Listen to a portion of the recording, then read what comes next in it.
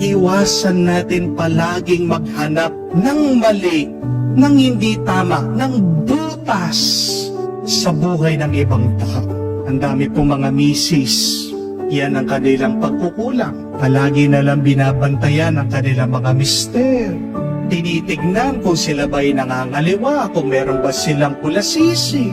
Palaging tinatawagan yung kanilang mister dun sa kanilang trabaho, every 5 minutes, 15 minutes, tinatanong kung ano bang ginagawa nila. Pag ayaw sumagot sa cellphone, nag-iinit agad ang ulo, naiinis agad ang misis, pati yung mga katrabaho ng mister, ginugulo, tinatawagan. Minsan, pag magsi-CR yung mister, agad, kukunin yung cellphone, kakalkalin na, i-check na, titignan, baka meron ng ka-text. Pag hindi pa nakontento yung mga iba, nag-hire pa ng private investigator, o kaya sila mismo, sumasakay ng taxi, sinusundan, tinitingnan ano bang ginagawa. Mga misis, anong ko po sa inyo? Masaya ba kayo na ganyan yung ginagawa nyo sa inyong mga mister?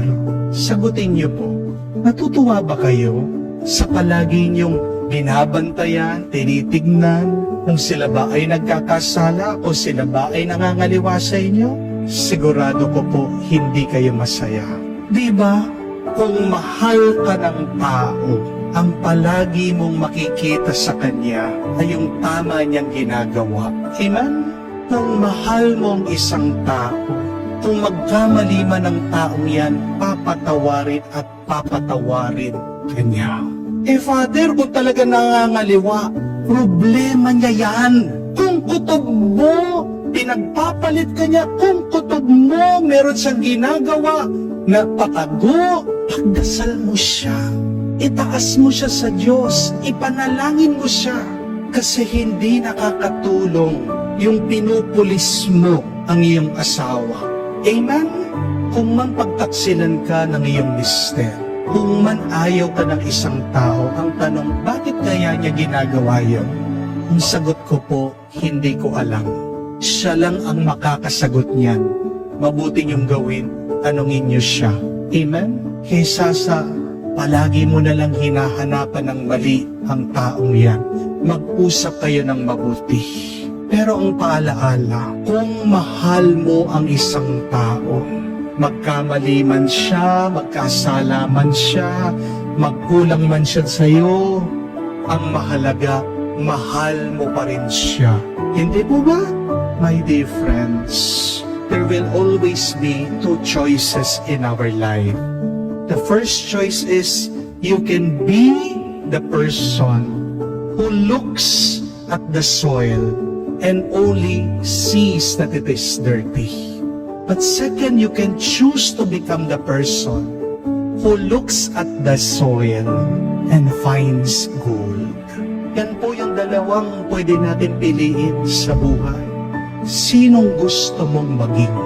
Yung tao na palaging nakatingin sa lupa at nakikita madumi? O yung tao na kahit na tumitingin siya sa lupa, ang nakikita niya may ginto dito. Hindi ka makakahanap ng ginto sa dumi. Kung wala kang pagtsatsaga, kung wala kang pagpapakumbaba, at kung wala kang pananampalataya. Remember that, if you wish to find gold or treasure in the dirt, you must persevere, you must be humble, and you must have faith. So ask yourself that question. Do I persevere? Am I humble? Do I have faith? Dahil kung palagi kang sumusuko, kung meron kang pride, mapagmataas ka, at kung palagi ka nagdududa sa buhay mo, ano palagi mo makikita? Yung mali, yung pangit, yung negatibo. Mga kapatid, para agad bumaan ang iyong buhay ngayon, maging kamukha tayo ni Jesus. Hanapin natin palagi nasaan ang grasya ng Diyos sa ating buhay. Pagkagulo-gulo man ng iyong buhay, may nilagay na grasya ang Diyos dyan. sa'yo.